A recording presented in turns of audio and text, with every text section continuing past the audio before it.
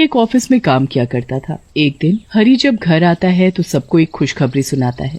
अरे कहाँ हो सब, जल्दी आओ जल्दी। क्या हुआ बेटा? क्या हुआ हरी, क्यों शोर मचा रहे हो? अरे वाह बाबूजी, बात ही कुछ ऐसी है कि क्या बताऊं। पहले जरा विमला को आने दो, फिर बताता हूँ। हाँ जी, मैं भी आ गई। अब बताओ क्या हुआ?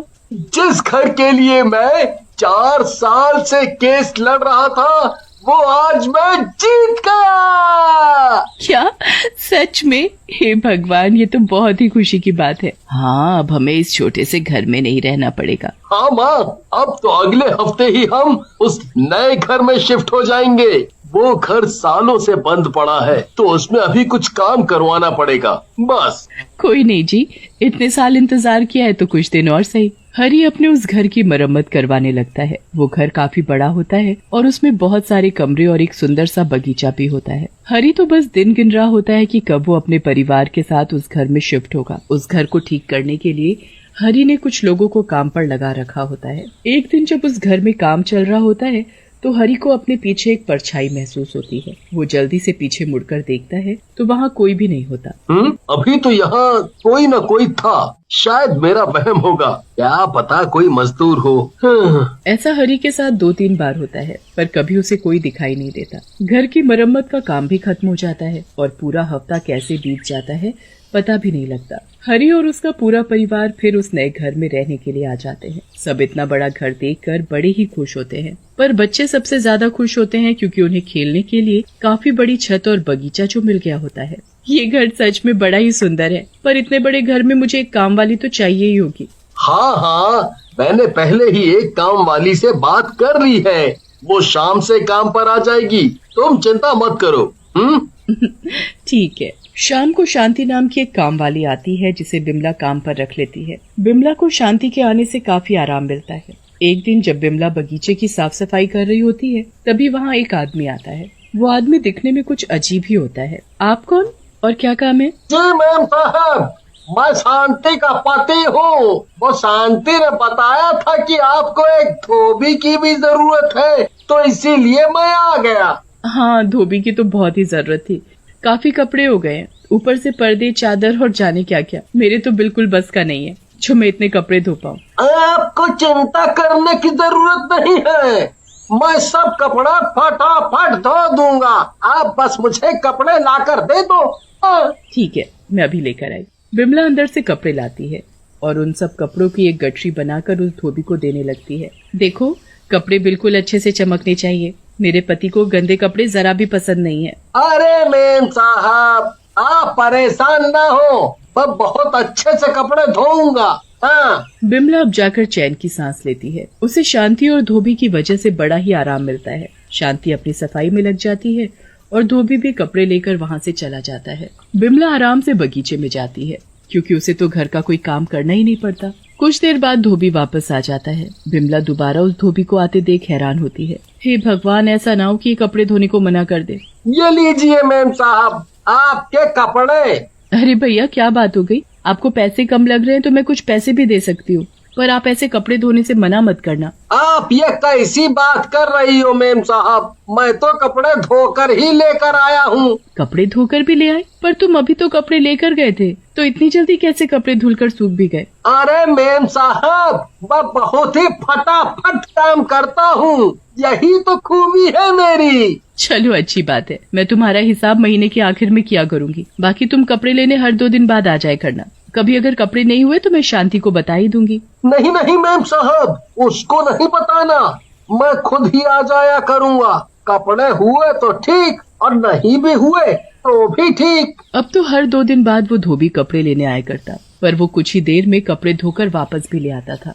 बिमला को ये बात बड़ी अजीब लगने लगी थी। गर्मियों हो या ठंड, पर कोई भी कैसे इतनी जल्दी कपड़े धोकर और उन्हें सुखाकर वापस ला सकता है। एक दिन इस बारे में शांति को बोल ही देती है। शांति, तुम्हारा पति बड़ी जल्दी ही काम नहीं कर देता? मेरा पति? आप मेरे पति को कैसे जानती हो? कैसी बातें कर रही हो शांति, तुम्हें तो पता ही है कि वो हमारे कपड़े धोता है। मेरे पति कपड़े धोता है? ये आप क्या बोल रही हो मालकिन? मेरा पति तो दूध बेचता है, वो कब से कपड़े धोने लग गया? अरे पर तुमने ही तो उसे यहाँ भेजा था। आप ये सब क्या बोल रही हो मेम साहब? मैं उसे क्यों यहाँ भेजूंगी? वो दूध बेचता है और सुबह से शाम तक शहर से बाहर रहता है। उसे तो आपके घर का रास्ता भी नहीं पता, तो वो यहाँ कैसे आ सकता है? वो तुम्हारा पति नहीं है तो आखिर ऐसे झूठ बोलकर कौन हमारे घर आ रहा है? मुझे इसका पता लगाना ही होगा। एक तो मुझे पहले से ही अजीब लग रहा था, क्योंकि कोई भी 10 मिनट में ढेर कपड़े धोकर और उन्हें सुखाकर कैसे ला सकता है? 10 मिनट में? क्या बात कर रही हो मेम साहब? मुझे तो जरूर ये राजू ही लग रहा है। राजू?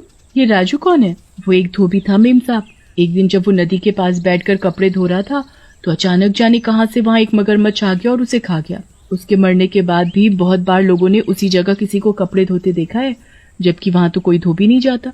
मुझे तो तुम्हारी ये बात सुनकर बहुत ही डर लग रहा है। अगर वो कोई भूत है तो अब मैं क्या करूंगी? आप घबराओ मत मेम साहब। एक काम करो, आज या कल जब भी वो धोबी कपड़े लेने आएगा तो बिल्कुल वैसे ही रहना जैसे आपको कुछ पता ही नहीं है। उसके बाद आप और मैं उसका पीछा करके देखेंगे कि आखिर में वो सच में भूत है भी या नहीं। हाँ, ये सही तरीका है। पर तुम मेरे आसपास ही रहना, क्योंकि मुझे बहुत ही डर लग रहा है। आप चिंता मत करो मेम साहब, मैं आपके आसपास ही रहूंगी। अगले दिन जब शांति और बिमला दोनों रसोई में काम कर रहे होते हैं, तभी कोई बेल बजाता है। बिमला और शांति दोनों चौंक जाते हैं। लगता है वही धोबी आया है। इस वक्त वही आता है। आप डरो मत और जाकर दरवाजा खोलो। बिमला और डरते डरते बाहर जाकर दरवाजा खोलती है तो सच में वही धोबी बाहर खड़ा होता है। बिमला के तो होश ही उड़ जाते हैं। वो डरते डरते उससे पूछती है, तुम आ गए? हाँ मैम साहब, अब जल्दी से मुझे कपड़े ला कर दे दो। बिमला जल्दी से अंदर जाती है और ढेर सारे कपड़े लाकर धोबी को दे देती है। उसके बाद धोबी वहाँ से चला जाता है। धोबी के निकलते ही बिमला शांति के पास जाती है और फिर दोनों मिलकर उस धोबी का पीछा करती हैं। धोबी कुछ ही दूरी पर जाकर एक भूत में बदल जाता है। हे भगवान, ये तो सच में भूत ही है। मैंने आपसे कहा था ना मेम साहब कि मुझे वो राजू का भूत ही लग रहा है। देखो मेरी बात सच हो गई। हाँ शांति, ये तो सच में भूत निकला। मुझे तो कभी शक ही नहीं हुआ था। खैर अब हम क्या करें? ये भूत मेरे ही घर क्यों आता है और चाहता क्या है? वो तो हमें इसके पीछे पीछे जाना पड़ेगा, तभी शायद कुछ पता चले। शांति और बिमला दोनों भूत का पीछा करती हुई नदी तक पहुंच जाती है। वहाँ भूत सारे कपड़े लेकर एक किनारे बैठ जाता है और फिर उनको पटक पटक कर धोने लगता है। शांति और बिमला दोनों एक पेड़ के पीछे छिपकर ये सब देख रही होती हैं। बस एक दिन और बाकी है। कल अमावस की रात है। कल हरी के कपड़े धोने के बाद रात को मुझे उस आदमी का शरीर मिल जाएगा। फिर मुझे भूत की जिंदगी जीने की कोई जरूरत नहीं है। हे भगवान, ये भूत क्या बोले जा रहा है? ये तो मेरे पति के कपड़ों पर जादू कर रहा है ताकि उनके शरीर पर कब्जा कर सके। मुझे उनको बचाना होगा। आप जल्दी से मेरे साथ चलो। पर कहाँ शांति? मैं किसी को जानती हूँ जो हमें इस मुसीबत से निकाल सकता है। चलो अब जल्दी चलो, हमारे पास वक्त नहीं बचा है। शांति बिमला को एक तांत्रिक के पास लेकर जाती है। वो तांत्रिक को सारी बात बताती है। मैं सब समझ गया हूँ। तुझे डरने की जरा भी जरूरत नहीं है।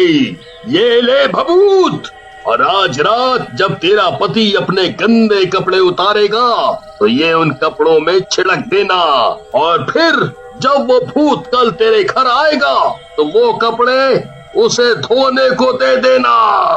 बिमला बिल्कुल वैसा ही करती है। वो घर जाकर अपने पति के गंदे कपड़ों में भभूत छिड़क देती है और बाकी कपड़ों के साथ एक पोटली में बांध देती है। अगले दिन फिर से वही भूत धोबी के भेष में कपड़े लेने आता है। बिमला उसे वो पोटली पकड़ा देती है। फिर वो धोबी का पीछा करने लगती है। धोबी वो पोटली लेकर वही नदी के किनारे जाता है और रात होने का इंतजार करने लगता है। जैसे ही अंधेरा होता है वो भूत उस पोटली को खोलकर उसमें से हरी के कपड़े निकालकर जादू करना शुरू कर देता है। अब मैं इन कपड़ों पर जादू करके इनको पहन लूंगा और फिर हरी के शरीर को अपने वश में कर लूंगा। उसके बाद मेरे पास अपना एक शरीर होगा। भूत जादू करने के बाद जैसे ही उन कपड़ों को पहनता है तो कुछ ही देर बाद उसका शरीर आग की तरह जलने लगता है। भूत बुरी तरह चिल्लाने लगता है। ये क्या हो रहा है? ये क्या हो रहा है? मैं जल क्यों रहा हूँ? ये मुझे क्या हो रहा है? कुछ ही देर में उसका शरीर राख बन जाता है। बिमला खुशी खुशी अपने घर जाती है और अगले दिन शांति को सारी बात बताती है।